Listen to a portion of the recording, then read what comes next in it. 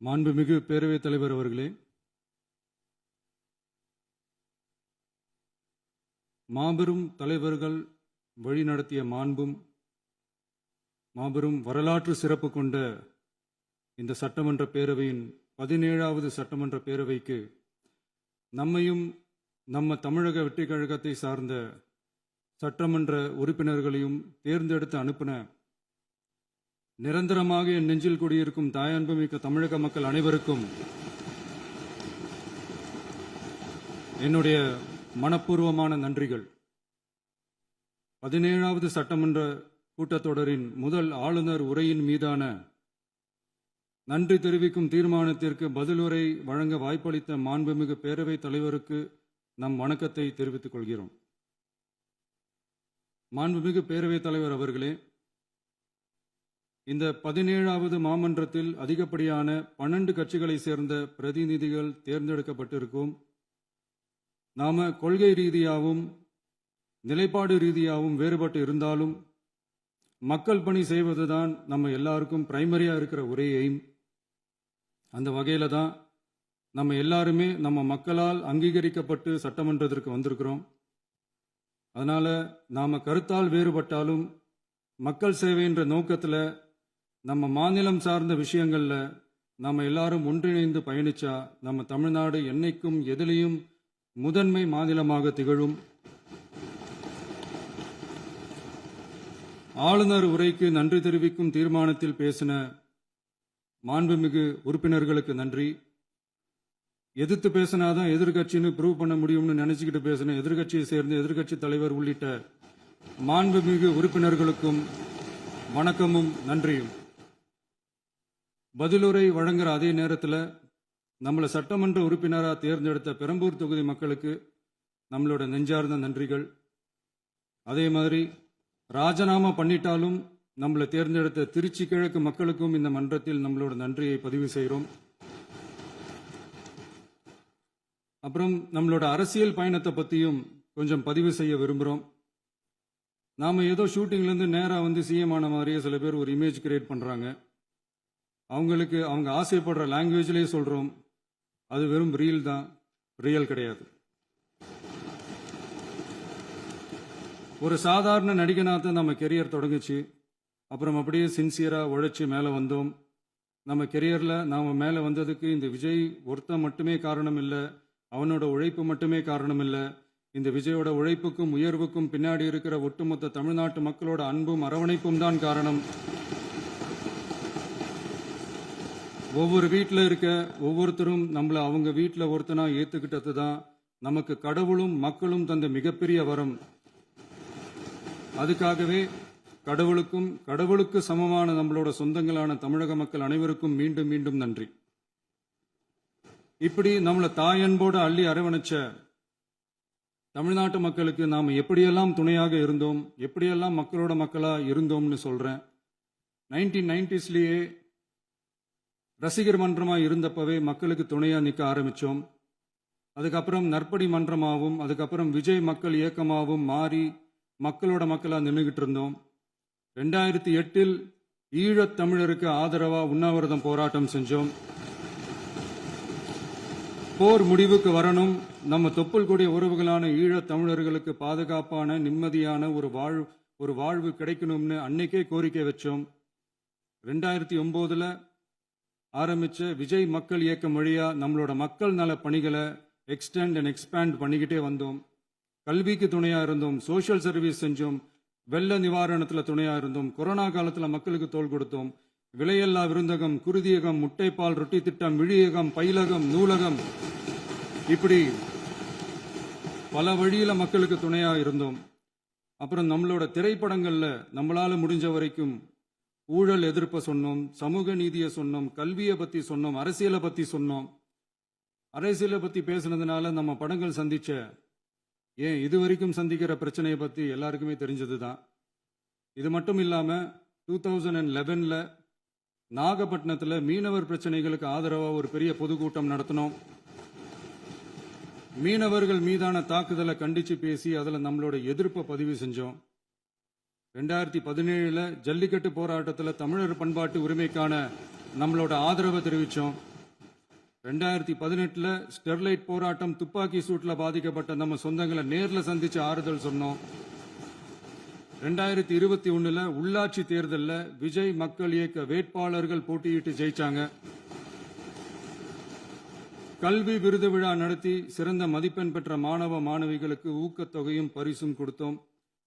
2024 தமிழக வெற்றி கழகத்தை ஆரம்பிச்ச உடனேயே CAA-வை எதிர்த்து அறிக்கை விட்டோம். அரசியல் கட்சி ஆரம்பிச்சு விழுப்புரம் மாவட்டத்தில் விக்கிரவாண்டியில நம்மளோட முதல் மாநில மாநாட்டிய வெற்றி கொள்கை திருவிழாவை நடத்தினோம். தந்தை பெரியார், பெருந்தலைவர் காமராஜர், அண்ணல் அம்பேத்கர், வீரமங்கை வேலுநாச்சியார், மக்கள் சேவகர் அஞ்சலை அம்மாள்னு நம்மளோட 5 கொள்கை தலைவர்கள் அறிவிச்சோம். இந்தியாவிலே 2 பெண் ஆளுமைகளை கொள்கை தலைவர்கள் அறிவிச்ச ஒரே கட்சி நம்ம டிவிக்கு மட்டும்தான் என்ற பெருமையோடு அறிவிச்சோம். பெரியார் சொன்ன மாதிரியே அவர் சொன்னதுல நமக்கு ஏற்புடையதை மட்டும் எடுத்துக்கிட்டோம். அவரோட கடவுள் மறுப்பு கொள்கையில நமக்கு உடன்பாடு இல்லைன்னு ஓப்பனா அறிவிச்சோம். நமக்கு கடவுள் நம்பிக்கை உண்டுன்னு அறிவிச்சோம். யாரோட நம்பிக்கைக்கும் நாம் எதிரானவங்க இல்லைன்னு தெளிவா அறிவிச்சோம். பெண் கல்வி, பெண்கள் முன்னேற்றம், சமூக சீர்திருத்தம், சமூக நீதி, இப்படி பெரியாரோட கருத்துக்களை நிறையவே ஏத்துக்கிட்டோம்னு அறிவிச்சோம். அண்ணல் அம்பேத்கரோட சம வாய்ப்பு, சமநீதி, சமத்துவத்தை ஃபாலோ பண்ணுவோம்னு அறிவிச்சோம். பெருந்தலைவர் காமராஜரோட மதச்சார்பின்மையை ஏத்துக்கிட்டதோட அவரோட நேர்மையான நிர்வாகத்தையே ஒரு கொள்கையா ஏத்துக்கிட்டோம்னு அறிவிச்சோம். வீரமங்கை வேலு நாச்சியாரோட மண் மீட்பையும் சமூக நல்லிணக்கத்தையும் பின்பற்றுவோம்னு அறிவிச்சோம். மக்கள் சேவகர் அஞ்சலை அம்மாளோட விடுதலை வேட்கையையும் மக்களோட வாழ்வாதாரத்துக்காக உறுதியாக நிற்கிறதையும் பின்பற்றுவோம்னு சொன்னோம். எல்லாருக்கும் எல்லாமும் கிடைக்கணும், மதமும் நம் மதம்னு சொல்லி மதச்சார்பற்ற சமூக நீதி தான் நம்ம கொள்கைன்னு அறிவிச்சோம். நம்ம கொள்கை எதிரி யாரு, அரசியல் எதிரி யாருன்னு ஓப்பனா அறிவிச்சோம். எல்லாத்துக்கும் மேல பிறப்புக்கும் எல்லா உயிருக்கும்ன்றத நம்மளோட அடிப்படை அரசியல் கோட்பாட்டா அறிவிச்சுட்டு தான் அரசியலுக்கே வந்தோம். நம்ம மதுரை மாநாட்டில் நம்மளோட தேர்தல் அரசியல் மற்றும் ஆட்சி அதிகார அரசியல் வழிகாட்டியா அறிஞர் அண்ணாவையும் புரட்சி தலைவர் எம்ஜிஆரையும் ஏத்துக்கிட்டதா அறிவிச்சோம். அப்புறம் இன்னனையும் நாம இங்க பதிவு செஞ்சே ஆகணும். எல்லாரும் கட்சி ஆரம்பிச்சுட்டு தான் ஒவ்வொரு வீட்டுக்குள்ளேயும் போவாங்க. ஆனா நாம ஒவ்வொரு வீட்டுக்குள்ளேயும் போனதுக்கு அப்புறம் தான் கட்சியவே ஆரம்பிச்சிருக்கிறோம்.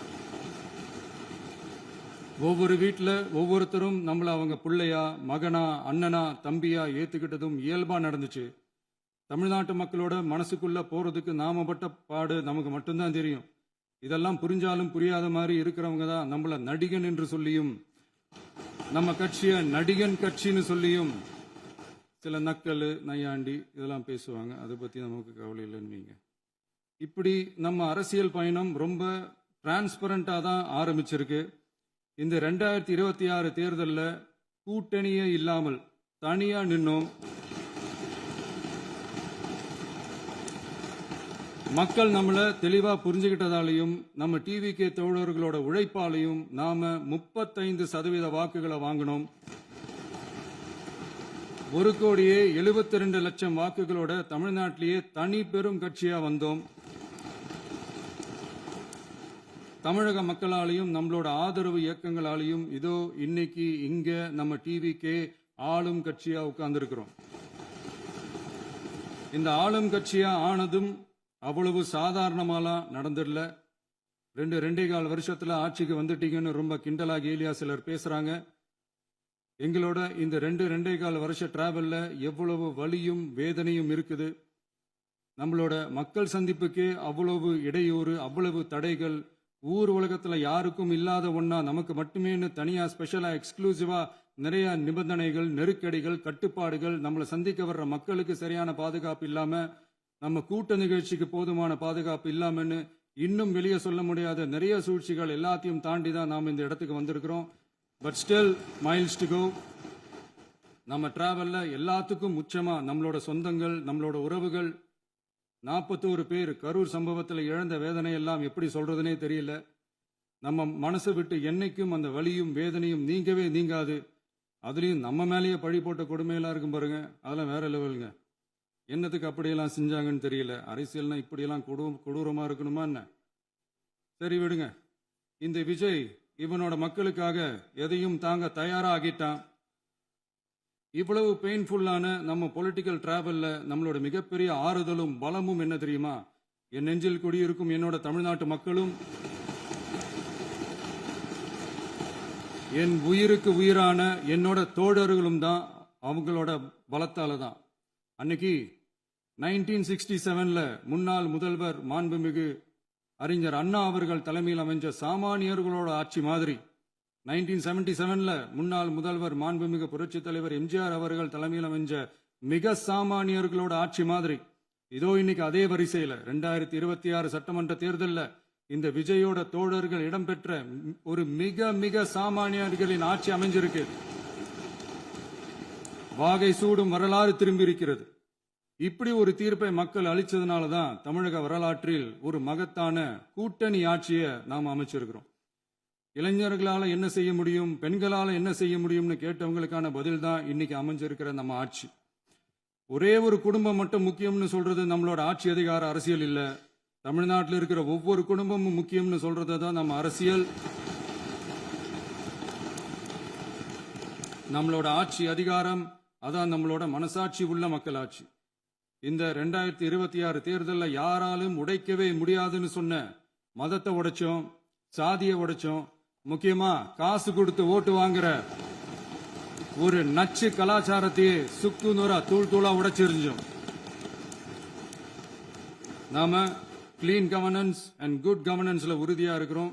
இப்ப மட்டும் இல்ல, எப்பவுமே இப்படிதான் இருப்போம். இதுல 100% இது உண்மைன்றதுனால தான் பாரம்பரியமான தினத்தந்தி பத்திரிகை ஊழலின் ஊற்றுக்கண் அடைக்கப்படுகிறதுன்னு 16/6/2026 அன்னைக்கு ஒரு தலையங்கமே எழுதியிருக்கு. ஒரு தவறு செய்தால் அது தெரிந்து செய்தால் அவன் தேவன் என்றாலும் விடமாட்டேன் என்று எம்ஜிஆர் அன்று பாடினார். அதை இன்று விஜய் செயலில் காட்டுகிறார்னு அந்த எடிட்டோரியல்ல எழுதியிருக்கு. இந்த நேரத்தில் தினத்தந்திக்கு நம்மளோட நன்றியை தெரிவிச்சுக்கிறோம். அரசியலுக்கு வந்து 2 வருஷம் தான் ஆகுது. உங்களுக்கு என்ன தெரியும், உங்களால என்ன முடியும்னு கேலியா கேட்டவங்களுக்கு தினத்தந்தியோட பதிலை இப்போதைக்கு போதும்னு நினைக்கிறேன். என்னென்னமோ செய்வான்னு சொல்றானே இந்த விஜய், பல வருஷமா இருக்கிற ஒரு பதவி வெறி பிடிச்ச அரசியலை உடைச்சி எப்படி செய்வான்னு நம்ம மக்களை யோசிச்சிருவாங்க. இதோ இப்போ நம்ம மக்களுக்கு புரிஞ்சிருக்கும். இப்பவும் சொல்றோம், இது வெறும் ஆரம்பம் தாங்க. இந்த மாபெரும் சபையிலிருந்து கேட்கிற மக்களே, நமக்கு கொஞ்சம் அவகாசம் கொடுங்க. இதுக்கு முன்னாடி, அதாவது 2017 கடைசியில இருந்து 2026 ஏப்ரல் வரைக்கும் இருந்த புண்ணியவான்கள் ஆட்சியில ஒவ்வொரு டிபார்ட்மெண்ட்லயும் போட்ட ஏராளமான ஓட்டைகளை அடைச்சிக்கிட்டே படிப்படியா மக்களுக்கு நல்லதையும் செஞ்சுக்கிட்டே வருவோம். அதனாலதான் நமக்கு எதிரா யார் யாரோ சேரவே மாட்டாங்கன்னு நினைச்சவங்க எல்லாம் ஒன்னா சேர்றாங்க. நம்ம ஆட்சிக்கு டேட்டு குறிக்கிறாங்க.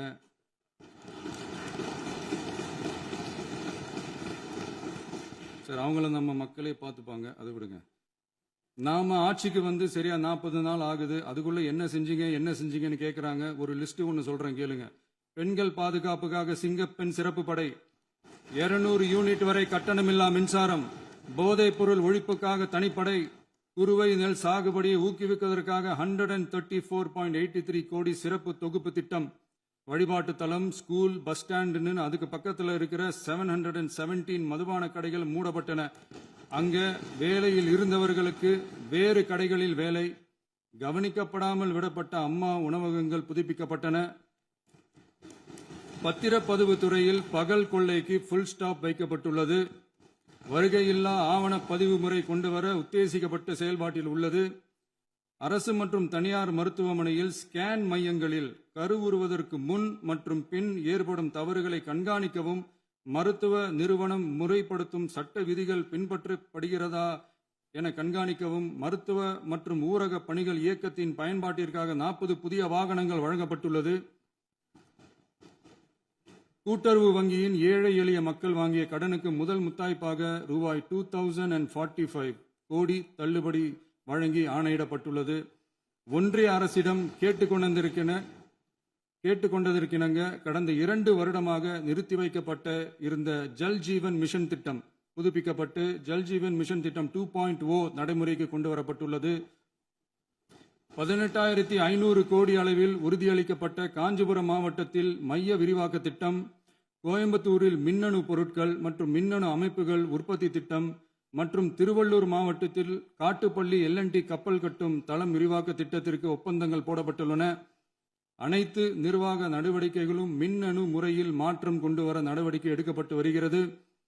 சட்டவிரோத கல்குவாரி மற்றும் அனுமதியின்றி கனிமங்களை எடுத்துச் செல்வது தடுக்கப்பட்டுள்ளது. பல்வேறு குவாரிகள் சீல் வைக்கப்பட்டுள்ளன. கனிமங்களை கண்காணிப்பது, எல்லைகளை நிர்ணயிப்பது மற்றும் ஆளில்லா விமானம் மூலம் அளவீடு செய்வது போன்றவற்றை செயல்படுத்துவதற்கான பணிகள் மேற்கொள்ளப்பட்டு வருகின்றன. அனைத்து துறைகளிலும் அலுவலர் தலையீடு இல்லாமல் லஞ்ச லாவண்யமற்ற தமிழகத்தை உருவாக்க அனைத்து நடவடிக்கைகளும் முடுக்கிவிடப்பட்டுள்ளது. இதெல்லாம் சாம்பிள் தான், இன்னும் இருக்கு. இந்த வெறும் 40 நாளுக்குள்ளேயே இவ்வளவு செஞ்சிருக்கோம்னா இனி வர்ற நாட்கள்ல கொஞ்சம் கொஞ்சமா படிப்படியா ஸ்டெடியா உழைச்சி லஞ்ச லாவண்யம் இல்லாத, ஊழல் இல்லாத, பெண்களுக்கு பாதுகாப்பான, சுதந்திரமான, டிரான்ஸ்பரண்டான தமிழ்நாட்டை நம்ம சொந்தங்களான தமிழக மக்களுக்கு தர்றது தான் நம்மளோட ஒன் அண்ட் ஒன்லி டார்கெட். கண்டிப்பா அதை நிறைவேற்றியே காட்டுவோம். 8 கோடி மக்கள் நம்மளோட இருக்கிறப்போ ஏங்க இதை செய்ய முடியாது? மாண்புமிகு பேரவைத் தலைவர் அவர்களே, தமிழ்நாட்டின் கருவூலம் எப்படி திசை மாறி உருமாறி தேய்ந்து ஓய்ந்து கிடைக்கிறதுன்னு சொன்னாங்க.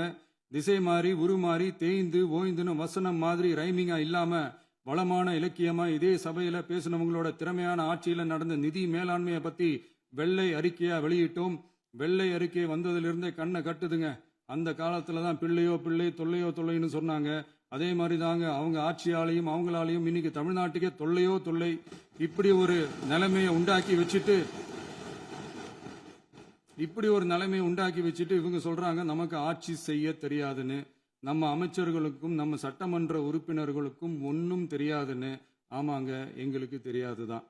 எங்க சட்டமன்ற உறுப்பினர்களுக்கும் அமைச்சர்களுக்கும் மக்கள் பணி செய்ய தெரிஞ்ச அளவுக்கு மக்கள் பணத்தை சுருட்ட தெரியாதுதான்.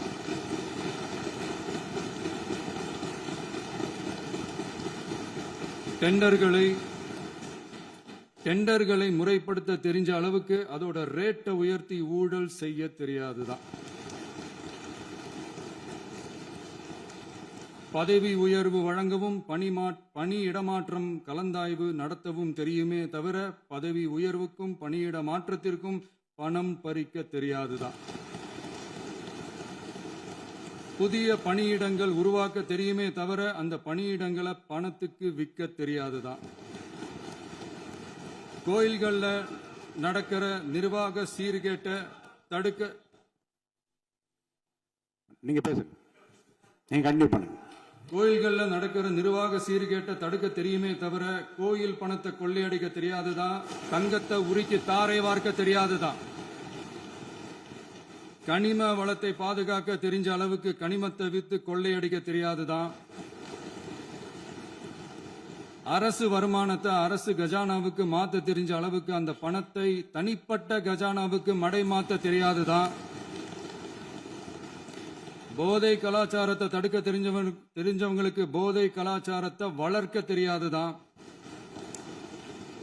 நம்ம குடும்பத்தில் இருக்கிற பாட்டி, அம்மா, அக்கா, தங்கச்சி, குழந்தைங்களை, பெண்களை மதிக்க தெரிஞ்சவங்களுக்கு ஓசி பஸ்,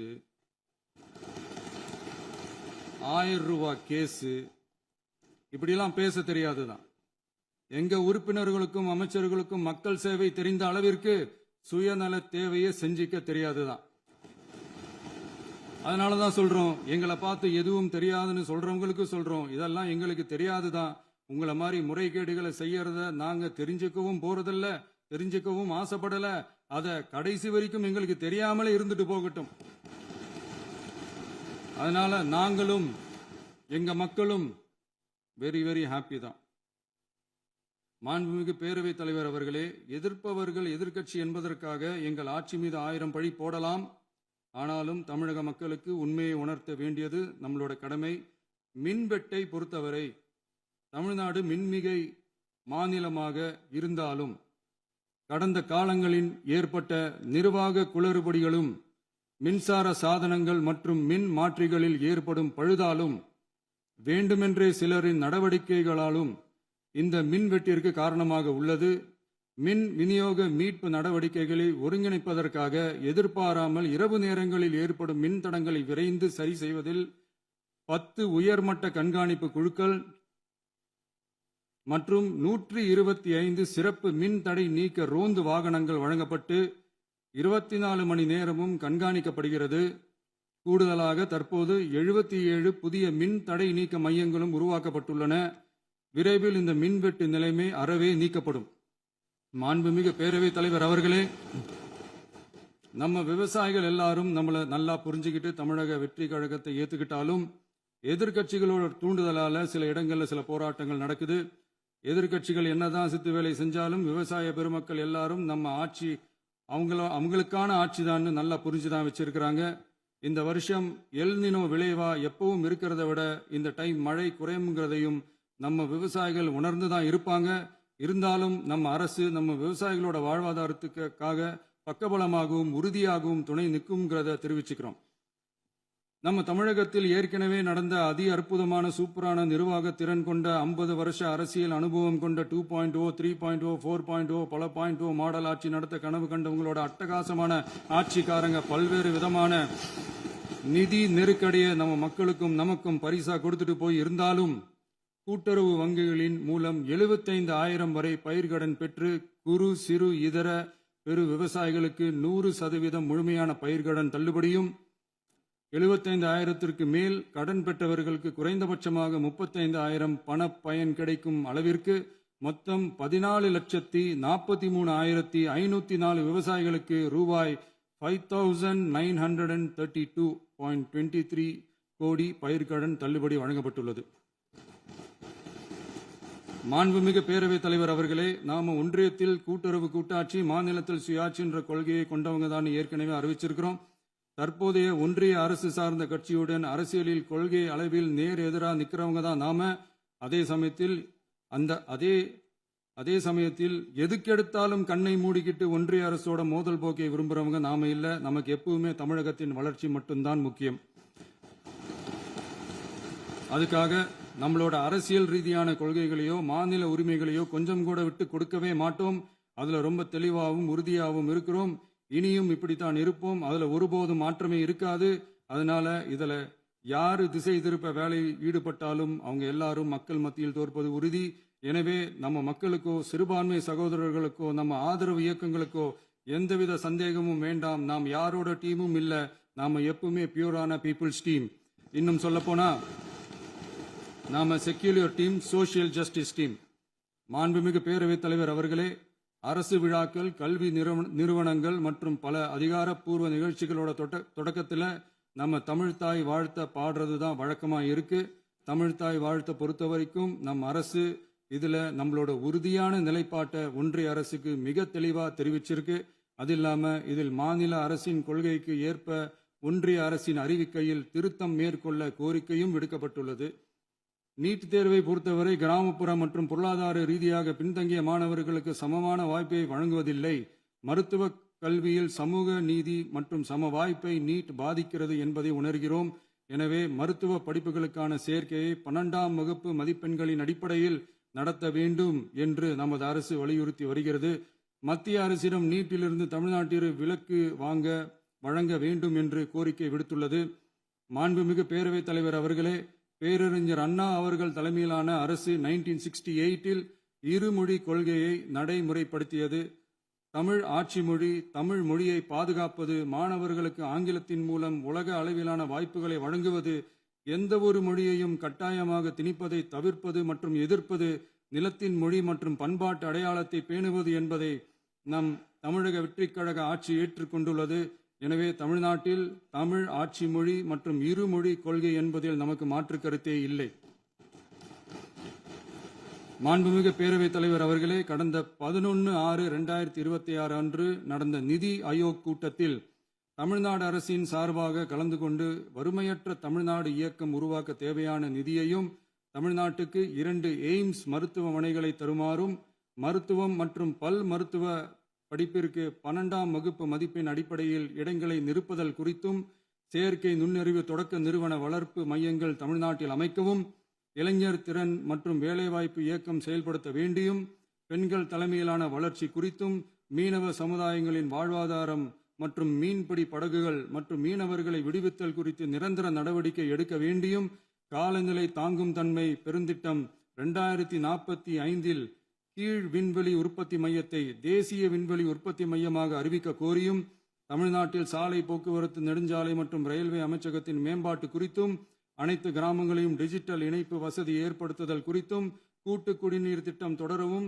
அரசின் விழாக்களில் தமிழ்தாய் வாழ்த்துக்கான முதலிடத்திற்கான கோரிக்கையும், மேகதாது அணை கட்டுமான நிறுத்தத்தை உறுதிப்படுத்தவும், மாநிலத்தின் மீது மும்மொழி கொள்கையை வற்புறுத்தாமல், புதிய கல்விக் கொள்கையை திணிக்காமல், தமிழகத்திற்கான கல்வித் தொகை ரூபாய் 3284 கோடியை விடுவிக்க கோரியும், ஆண்டுதோறும் 5 லட்சம் இளைஞர்களுக்கு உதவித் தொகையுடன் கூடிய பணியினை தொழில்நுட்ப பயிற்சி வழங்க ஒத்துழைப்பு வழங்குமாறும், ஒகேனக்கல் 3ஆம் கட்ட கூட்டு குடிநீர் திட்டத்திற்கான நிதி ரூபாய் 2283.40 விடுவிக்கவும், வேலை வாய்ப்பு மற்றும் வாழ்வாதாரத்துக்கான உத்தரவாத திட்டத்தின் கீழ் வேலை வாய்ப்புகளை உருவாக்க உடனடி நடவடிக்கை மேற்கொள்ள வேண்டியும் மற்றும் திருக்குறளை தேசிய இலக்கியமாக அறிவிக்குமாறும் தமிழ்நாடு சார்பில் பேசியுள்ளோம் என்பதை தெரிவித்துக் கொள்கிறோம்.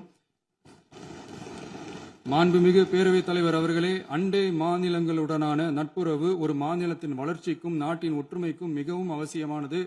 தமிழ்நாடு தனது அண்டை மாநிலங்களுடன் நதி நீர் பங்கீடு, பொருளாதாரம், கல்வி, கலாச்சாரம் மற்றும் போக்குவரத்து துறைகளில் நல்லுறவை பேணி வருகிறது. பரஸ்பர மரியாதை, ஒத்துழைப்பு மற்றும் கூட்டாட்சி தத்துவத்தின் அடிப்படையில் அண்டை மாநிலங்களுடனான நட்புறவை வலுப்படுத்தவும் நமது ஆட்சியில் காக்கப்படுகிறது. மாண்புமிகு பேரவைத் தலைவர் அவர்களே, சட்டம் ஒழுங்கை பற்றி பேச்சு வந்தது. சட்டம் ஒழுங்கு சரியா இருக்கணும் அப்படின்றதுல எங்களுக்கு மாற்று கருத்தே கிடையாது. கண்டிப்பாக லா அண்ட் ஆர்டர் கரெக்டாக இருக்கணும், கரெக்டாக இருக்கும், இருக்க வைப்போம். அதே மாதிரி பெண்கள் பாதிக்கப்படுறதையும் இங்கே யாராலையும் சகிச்சிக்கவே முடியாது. அதுக்கான கடுமையான நடவடிக்கைகள் நம்ம அரசு எடுத்துக்கிட்டு இருக்கிறோம். இந்த சிங்கப்பெண் சிறப்பு அதிரடி படை கூட அதுக்கான ஒரு ஃபர்ஸ்ட் ஸ்டெப் தான். அதே மாதிரி இந்த போதைப் பொருள் நடமாட்டம், அதை கண்ட்ரோல் பண்ணுறதுக்கும் நம்ம அரசு கடுமையான நடவடிக்கைகள் எடுத்துக்கிட்டு இருக்கிறோம். அதையும் கண்டினியூ பண்ணி எடுப்போம். மாண்புமிகு பேரவைத் தலைவர் அவர்களே, இப்போ நான் சொன்ன இந்த பிரச்சனைகள்லாம் இந்த 2026 போன மாதம் மே மாதம் 10ஆம் தேதி புதுசாக வந்துடல. இதெல்லாம் பல வருஷமாக இருக்கிற பிரச்சனைகள் தான், பல வருஷமாக கண்டுக்காமல் விட்ட பிரச்சனைகள் தான். இன்னைக்கு எதிர்கட்சிக்காரங்க அதை பற்றி கேட்கும் போது எனக்கு அது அக்கறையாக தெரியல, அவதூறு அரசியலாக தான் தெரியுது, பழி போடுற அரசியலாக தான் தெரியுது. இப்படி அவதூறு பழி போடுறவங்கள பார்த்து ஒன்னே ஒன்று தான் கேட்கணும்னு தோணுது. கடந்த 9-10 மாசமா நம்ம ஸ்டேட்ல சட்டம் ஒழுங்கு டிஜிபியே இல்லை. சட்டம் ஒழுங்கு டிஜிபியை போடுங்கன்னு சொல்லி எல்லாம் ஓஞ்சி போயிட்டோம். போன ஆட்சியில் நடந்ததுக்கெல்லாம் இப்பதான் விடையை கண்டுபிடிக்கிறோம். நம்ம ஆட்சியில்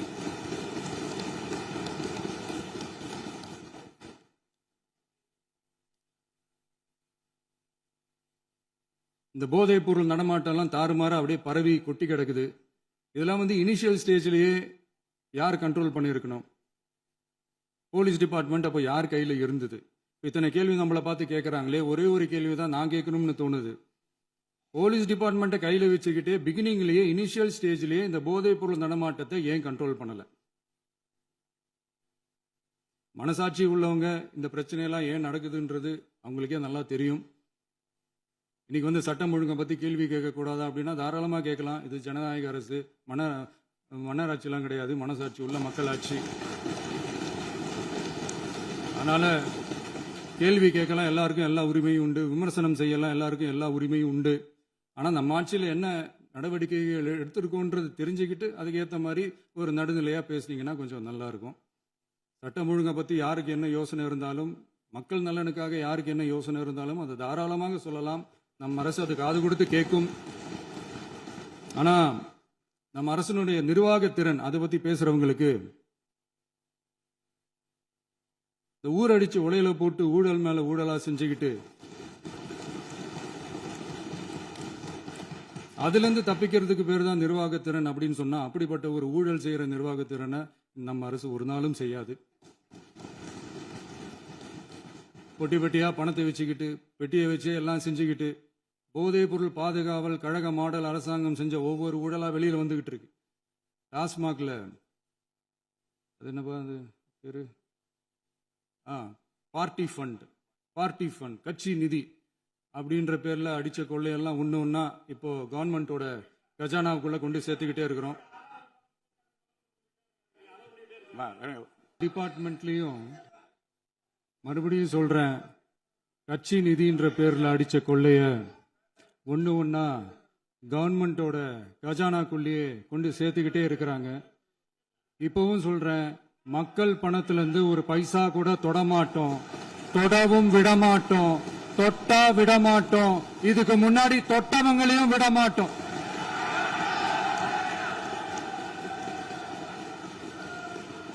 ஒவ்வொரு ஊழலா வெளியில வரும் போலே,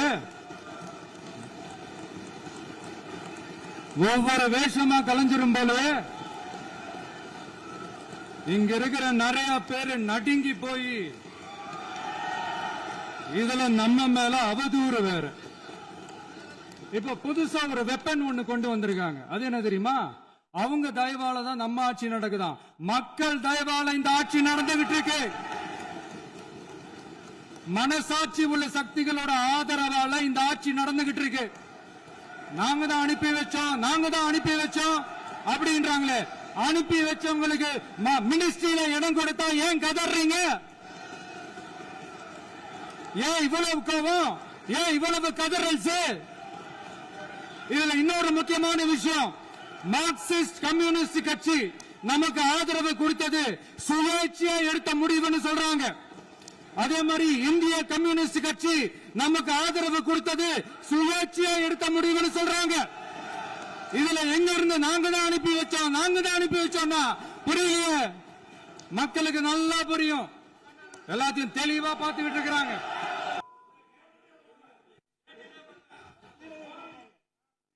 இந்த சமூக நீதி அரசு, சமூக நீதி அரசுன்னு சொல்றவங்களை பார்த்து கேட்கிறேன், நம்ம பட்டியலின சகோதரர்களுக்கு எத்தனை அமைச்சர் பதவி கொடுத்தீங்கன்னு கொஞ்சம் சொல்ல முடியுமா? ஆனா நம்மளுடைய அரசுல 8 அமைச்சர் பதவிகள் யாருக்கு? நம்ம பட்டியலின சகோதரர்களுக்கு. எல்லாம் நம்ம அண்ணன், நம்ம தம்பி, நம்ம தங்கச்சிங்க. அண்ணல் அம்பேத்கர் அவர்களுடைய கிட்டத்தட்ட 100 ஆண்டு கால கனவு இப்ப நிறைவேறி இருக்கு. நான் ஏன் கொஞ்சம் சவுண்டா பேசுறேன் அப்படின்னா அவங்களுக்கு கேட்கணுன்றதுக்காக தப்பா எடுத்துக்காது. அதே மாதிரி பெண்களோட பாதுகாவலர் நாங்க தான் அப்படின்னு சொல்லிக்கிறவங்களை கேட்கிறேன், எத்தனை பெண்களுக்கு அமைச்சர் பதவியில இடம் கொடுத்தீங்க கொஞ்சம் சொல்ல முடியுமா? எங்க அரசுல 4 சகோதரிகளுக்கு அமைச்சர் பதவி கொடுத்திருக்கிறோம்.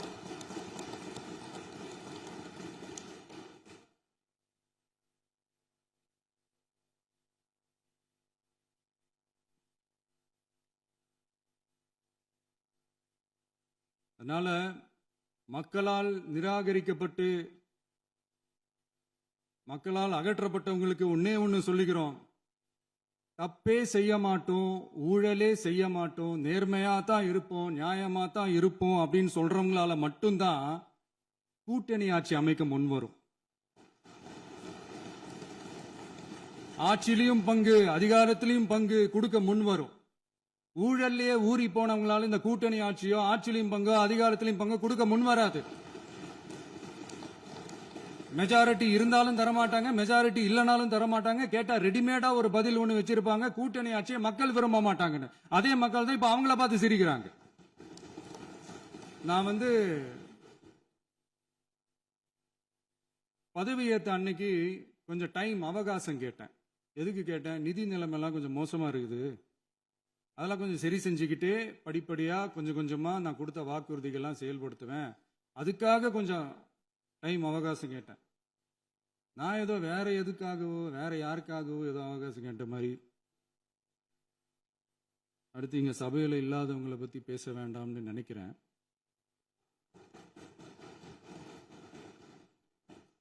இங்க நம்மளை பத்தி அவதூறு பரப்புறதோட மட்டும் இல்லாம இப்ப நம்ம மக்கள் மேலேயும் அவதூறு பரப்ப ஆரம்பிச்சிட்டாங்க. மக்கள் நமக்கு ஓட்டு போட்டது தப்பான், குடும்பம் குடும்பமா நமக்கு ஆதரிச்சது தப்பான். இது இப்ப இல்ல, நான் சொல்றது எம்ஜிஆர் அவர்கள் காலத்திலிருந்தே. அப்பவே அவர் ஜெயிச்சப்போ அதே மக்களை தப்பு தப்பா பேசுறது. மக்கள் என்ன பண்ணிட்டாங்க, எம்ஜிஆர் என்ன பண்ணிட்டாரு, எம்ஜிஆர் என்ன இது பண்ணிட்டாரு. 50 வருஷமா ஒரே டெக்னிக்கா.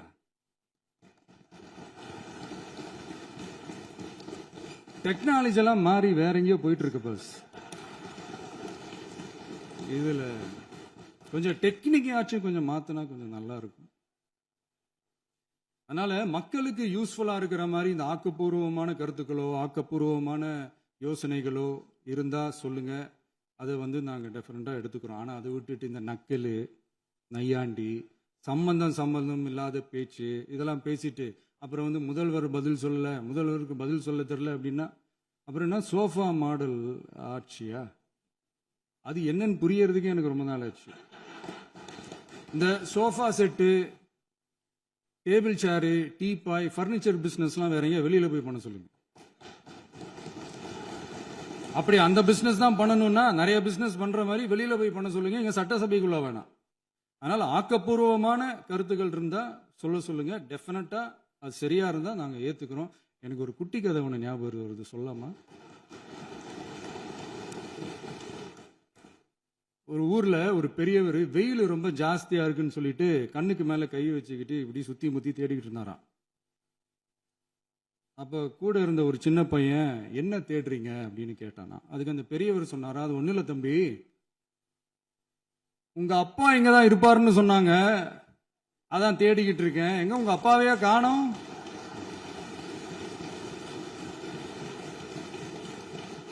இல்ல எங்களுக்கும் நக்கலா நையாண்டியா சம்பந்தம் இல்லாத குட்டி கதை இதெல்லாம் எங்களுக்கும் பேச தெரியும்.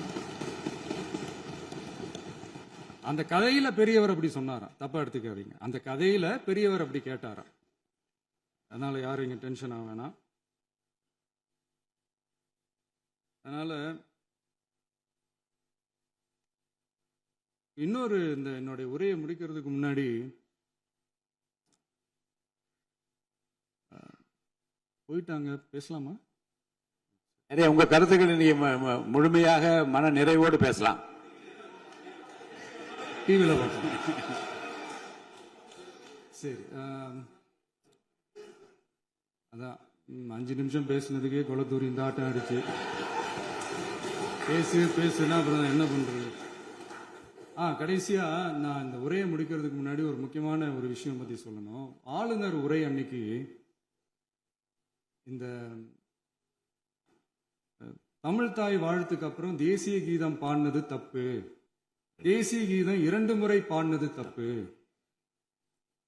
அப்படி ஒரு நிகழ்வு இதுக்கு முன்னாடி இந்த சட்டசபையில நடந்ததே கிடையாது, அந்த மரபையே மாத்திட்டீங்க, இப்படி ஒரு பெரிய ஒரு போர் மாதிரி எதிர்கட்சி சார்ந்தவங்க எல்லாம் சொன்னாங்க இல்லையா? அந்த மாநில உரிமை போராளிகளை, அந்த மரபு காக்கிற உரிமை போராளிகளை ஒரே ஒரு கேள்விதான் கேட்கணும். 2021 ஆகஸ்ட் 2 ஞாபகம் இருக்கா? Centenary celebration of Tamil Nadu legislature. அந்த ஃபங்க்ஷன்ல நம்ம முன்னாள் முதலமைச்சர் கருணாநிதி அவர்களோட கலைஞர் அவர்களுடைய கலைஞர் அவர்களுடைய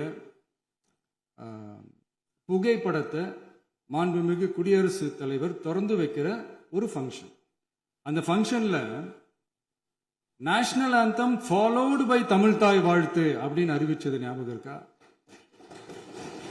அதாவது தேசிய கீதத்துக்கு அப்புறமா 2வது முறையா, நோட் திஸ் பாயிண்ட் மாண்புமிகு பேரவைத் தலைவர் அவர்களே, பிளீஸ் நோட் திஸ் பாயிண்ட்.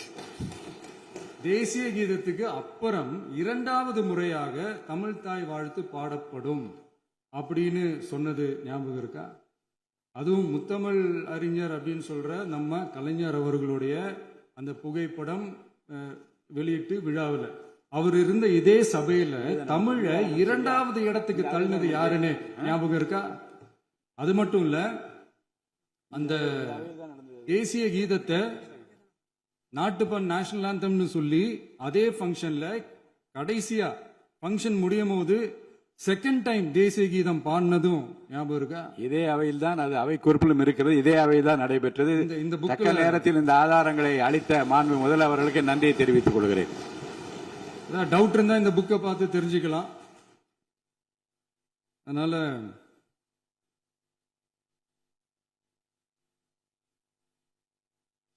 இதெல்லாம் கேட்டா என்ன சொல்லுவாங்கன்னா, அது ஜனாதிபதி கலந்துகிட்ட ஃபங்க்ஷன், அதெல்லாம் அப்படிதான், அதெல்லாம் கண்டுக்க கூடாது அப்படின்னு சொல்லுவாங்க. இதே மாதிரி தான் பேசுறது ஒன்று, செய்யறது ஒன்று, செய்யறது ஒன்று, பேசுறது ஒன்று. இதெல்லாம் மக்கள் பார்த்துக்கிட்டு இருக்காங்க. எலெக்ஷனுக்கு முன்னாடி தான் அப்படி செஞ்சுக்கிட்டு இருந்தாங்க. இப்போ எலெக்ஷனுக்கு அப்புறம் அதே தான் செய்கிறாங்க. இந்த விஜயையும் சாமானியர்களின் உண்மையான சமூக நீதி அரசையும் அவமானப்படுத்துறதுக்கு தான் அவங்களோட அந்த பொலிட்டிக்கல் சீனியாரிட்டி அது பயன்படுத்துது போல. சரி, செய்யட்டும் செய்யட்டும், நல்லா செய்யட்டும். இப்போ ஆனாலும் நம்மளுடைய மாநில உரிமை, மொழி உரிமை, உத்தமபுத்திரர் போல வேஷம் போடுற எதிர்கட்சிக்கு ஒன்றை மட்டும் ஆணித்தரமாக சொல்றோம். உங்களை மாதிரி தமிழ்னு சொல்லிக்கிட்டு, மொழி, பண்பாடு, கலாச்சாரம்னு சொல்லிக்கிட்டு ரெட்டை வேஷம் போடுறவங்க நாங்க கிடையாது. உலகெங்கும் வாழும் என் தமிழ் சொந்தங்களுக்கு நம்முடைய உத்தரவாதம் தமிழ் தான் எங்க உயிர் நாடி அப்படின்றத மறக்க மாட்டோம். இப்பவும் சொல்றோம், மாநில உரிமையில எப்பவும் உறுதியா இருப்போம். அதே சமயத்துல அரசியல் வேற, ஒன்றிய மாநில அரசுகளுக்கு இடையே இருக்கிற நிர்வாக அணுகுமுறை வேற. இதுல நாங்க ரொம்ப தெளிவா இருக்கிறோம். அதனால எங்களுக்கு பாடம் எடுக்கிறதா நினைச்சுக்கிட்டு உங்க வேஷத்தை நீங்களே கொஞ்சம் கொஞ்சமா கலைச்சிக்கிட்டே வர்றீங்க, மறந்துடாதீங்க. அப்புறம் நேத்து எதிர்கட்சி தலைவர், மாண்புமிகு எதிர்கட்சி தலைவர் பேசும்போது நிறைய பேசினாங்க. அதுல ஒண்ணு மட்டும், அரசு சொல்றதா நினைச்சுக்கிட்டு நம்மளை இன்டைரக்டா ஈவில் அப்படின்ற அந்த வார்த்தையை யூஸ் பண்ணாங்க. எனக்கு ஒண்ணுதான் சொல்லணும்னு தோணுது. ஈவில்ஸ்னு டெவில்ஸ் பேசக்கூடாது.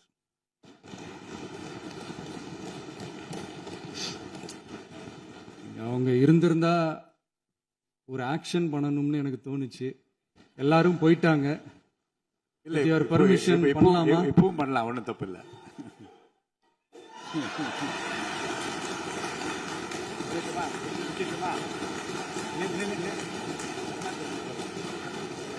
யார் சொல்லுங்க?